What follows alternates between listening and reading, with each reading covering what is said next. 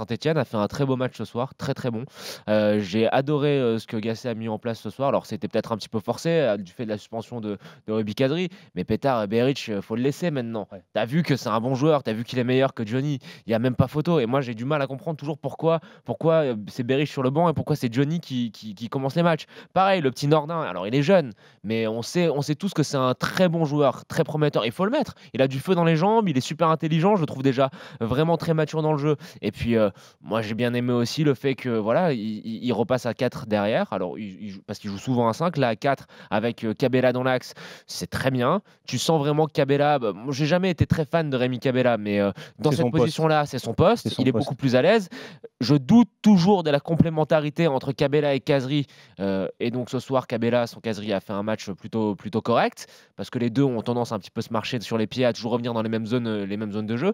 Mais j'espère que tactiquement, ce que Gasset a fait, ça lui donnera des idées pour la suite Ouais, de la saison. le code de 3, il était bien fait avec, Avec Berić. avec un bon équilibre et surtout un buteur. Ouais, Quand avec tu as un Berić. buteur dans le groupe, il faut s'en servir, effectivement. Et quand on a des joueurs autour de lui qui peuvent prendre des espaces, faire des centres et surtout le trouver dans la surface de réparation, ça donne Et des buts. puis, juste côté stéphanois, faut dire, très, très gros match de Romain Hamouma ce soir et très bon match, bien aidé sur son côté par, le jeune Saliba qui aussi, c'est pareil, ça fait partie des jeunes du centre de formation de Saint-Étienne qu'il va falloir suivre.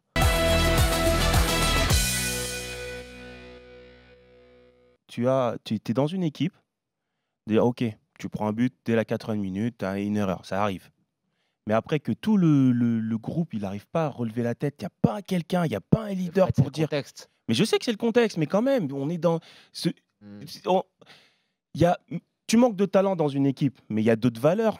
Il y a plein d'équipes qui manquent de talent en Ligue 1, qui ne sont pas forcément meilleures que Caen, mais ils ont d'autres valeurs d'abnégation, d'état d'esprit, de révolte. L'équipe Quand est tu vraiment sais que faible, l'équipe est oui, elle vraiment est faible. faible, mais tu Tu resserres regardes, les tu regardes lignes, tu fais. sur chaque ligne, Ouais, il y mais a pas je vraiment, comprends tu ce que veut vois? dire Fred. Enfin, Mais regarde, nous, on se tape certaines purges, faut le dire, en première ligue le week-end. Tu as quand même des équipes qui ont un jeu rudimentaire. Bah, les mecs, ils perdent. Regarde Huddersfield cet après-midi. Ouais, Voilà, 4-3. ouais, Ouais, tu mais perds. 4-3, Mais ils tu perdent. mènes 3, ok, mais je pense que là, ce qu'on sous-estime peut-être, côté Canet, c'est le contexte. Le contexte est vraiment terrible. C'est un club qui était extrêmement bien organisé il y a encore quelques temps et qui d'un coup Bah, s'est c'est ce que disait tout à l'heure notre C'est supporter. exactement ce qu'il dit, c'est déstructuré d'un coup. Tu as plus aucune continuité dans la politique sportive. Tu te retrouves avec un effectif qui est faible. Je pense que Caen est relativement à sa place.